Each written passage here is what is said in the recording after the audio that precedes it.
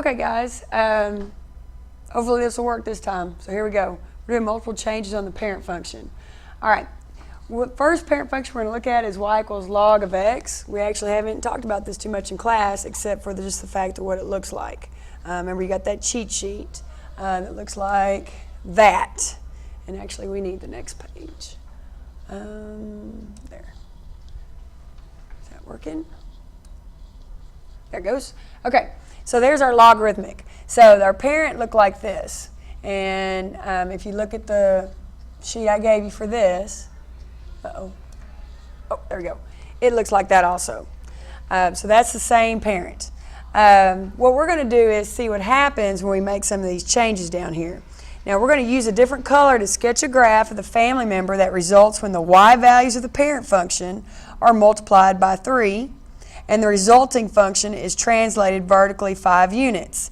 So if we go back and we read this closely, there's two things we're doing. We're multiplying by 3 and we are translating vertically 5 units. So that's important. So there's two things we're going to do to that equation. So if we start with our original parent, which was y equals, I'm just bringing it from down here, y equals log of x. And remember, it doesn't matter which parent you're using, these rules will go the same way. We're going to multiply by 3, our log, and then we're going to translate it vertically 5 units.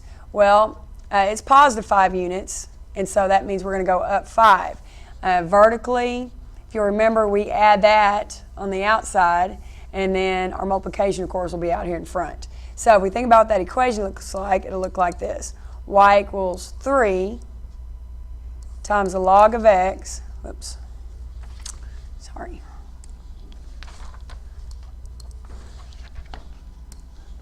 Three times the log of x. And then we're going vertically 5, so that's on the outside of the parentheses. So on the outside, vertically, I'm going to put plus 5. Remember, verticals do what they're supposed to do. Now, let's go back and think about what the graph will look like, though. So if it's 3 and it's a vertical change on the outside, then we know if we're stretching it, then this graph's going to get taller somehow. If it was 1/3, it would get shorter. Since it's plus 5, that means this thing's going to move up 5 somehow. So what we're going to do is we're going to go back and look and see what we got originally over here. All I did was rewrite this. I don't know about y'all, but my XY charts are easy for me to think about if they're vertically. So I just rewrote this chart here. So if originally we get undefined, if I do 3 times undefined, well, undefined is undefined. It doesn't matter what you try to do to it, it's still going to be undefined. So that means that at 0, you're not going to cross that axis. It's going to continue, it's still going to drop down, okay? It's not going to come to the left of that axis. It's not going to go across it at 0. It's just going to keep dropping down and get closer and closer. So that doesn't really tell us much what it's doing here. So what we need to do is go to what happens when x equals 1. Well, originally when x equals 1, y equals 0. So we're going to take that 0, multiply it by 3, and add 5 to it. Well, of course, 3 times 0 is 0, plus 5 is 5. So instead of being at 0 now, we are now at positive 5. So we will have a point at 1, 5, because the original x was 1. So we go over 1 and go up 1, 2, 3, 4, 5, and we'll have a point there. Okay? We do the same thing for the next one. We ended up with a 1, so we're going to multiply it by 3 and add 5 to it. So 3 times 1 is 3, plus 5 is 8. So at 1, we should have at 10, because our original x is 10, so we changed it from a 1 to 8 on our y. So we go all the way over at 10, which this would be 1, 2, 3, 4, 5, 6, 7, 8, 9, 10. We'll have a point at 8. 1, 2, 3, 4, 5, 6, 7, 8, right there. So I learned a new trick here. Let's see if I can make it work. Watch this. All right. So our new little graph will look like that. And notice, where it's undefined, it's still undefined. But once we can actually do some numbers, it's moving up 5 each time. Okay? And this thing is steeper. It's not as flat. So it is a little bit steeper than the original, and that's what the 3 is doing for you there. Okay? All right, on this next one, let me go back to my pen. On the next one, we're going to do the same sort of thing. This time, we're using the square root function. So, if you remember, if you go back to your cheat sheet, the square root is on the previous page. Okay, the square root's right here, and so that's the parent. And you'll notice on here they show the same thing. It looks like that. Okay, it starts at 0, 0 and keeps on going because you can find the root for a 0. Remember, if we do a -1, however, there's not going to be anything over here because that gives you that error. So they didn't do any negatives. All right, so what we're going to do is it says use a different color to sketch a graph of the family member that results that's not worded correctly, of the family member that results when every parent function is reflected over the x-axis and translated 4 units vertically, and every y value of the parent function is multiplied by 0.2. So on this one, we actually have 3 things going on. We're going to reflect it over the x-axis, we're going to translate it 4 units vertically, and we're going to multiply by 0.2. So we've got to make sure we do 3 different things. So if we're going to reflect over the x-axis, if you remember that's a vertical change, we're going to go from one side of the axis to the other side. So that means we're going to put a negative out front. So the first change, we'll do a negative. Second change, we're translating 4 units vertically, so that's going to be up 4, so that's a +4 somewhere. And then the third change is we're going to multiply by 0.2. So when we write our equation, we start with the parent, y equals, let me do that. We start with y equals square root of x. We're going to multiply by 0.2. We're going to add 4, and then we're going to also change it. So let's think about where all that stuff goes. Well, we know that when we go flip, that always out in front. So we know it's going to be y equals a negative. We're also going to multiply by 0.2, so that goes with the negative. And then the +4 is a vertical change, so that's not going to be in with the function. It's not going to be inside the parentheses. So we're going to go ahead and put the function, finish it off, and then +4 on the outside. Remember, if I put +4 on the inside, that's going to be a horizontal. That's kind of like putting it in parentheses. Okay? So don't put it under the square root. Put it outside. So that's what we're actually graphing here. So again, if we take our original XY chart, which is 0, 1, 4, 9, and we get 0, 1, 2, 3. Remember, those are just the square roots of what the x's are. Okay? We're going to multiply by 0.2, change the sign, and add 4 to it. So if we do one of these, if we get 0, if we do times -0.2 times 0, of course that's going to be 0. Even if you take the square root, you still got 0 plus 4. So this one, let's see if I got room here. Let's rewrite it. So when it's 0, instead it's going to actually be 4 this time. So at 0, we will be at 1, 2, 3, 4.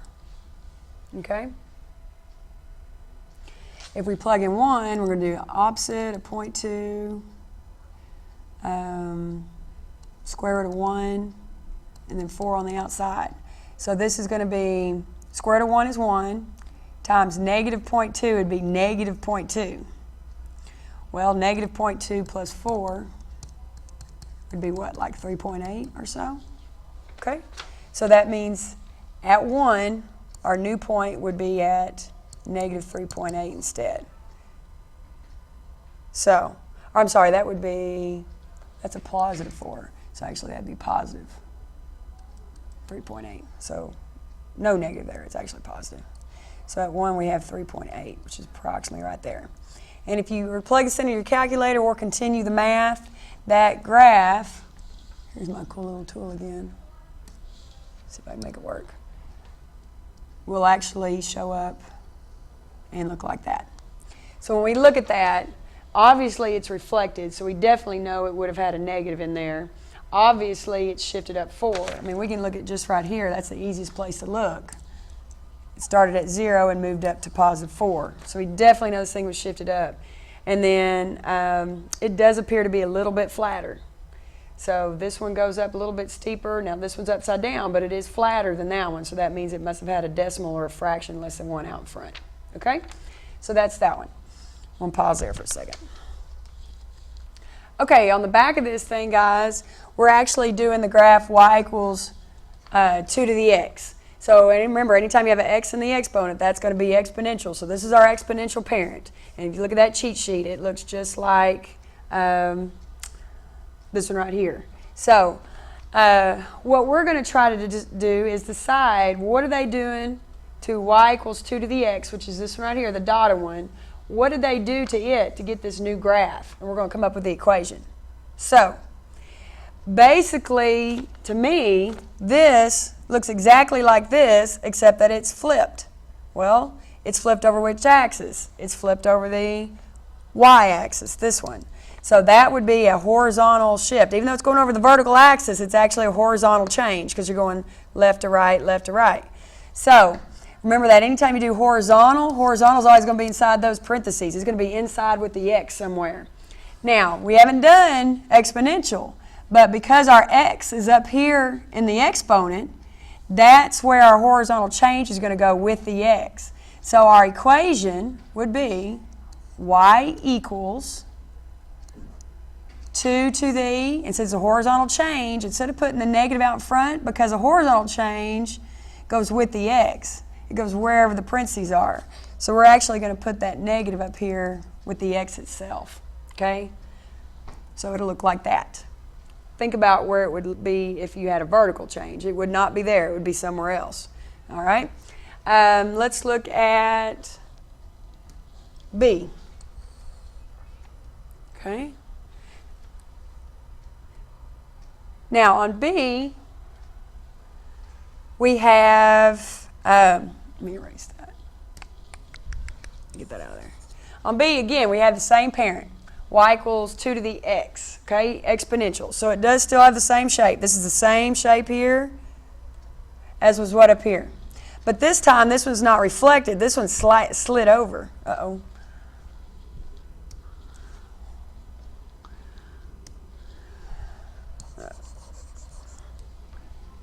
Well, I just totally messed that up. That's okay.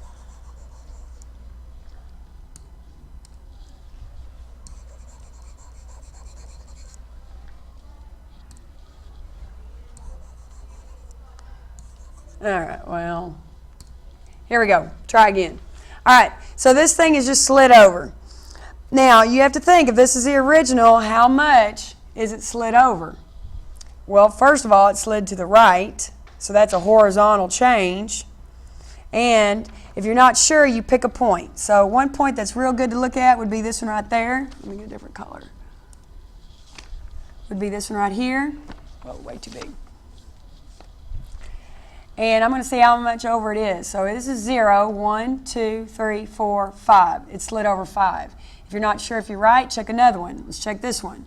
0, 1, 2, 3, 4, 5. So that thing is slid from here to over here 5 units to the right.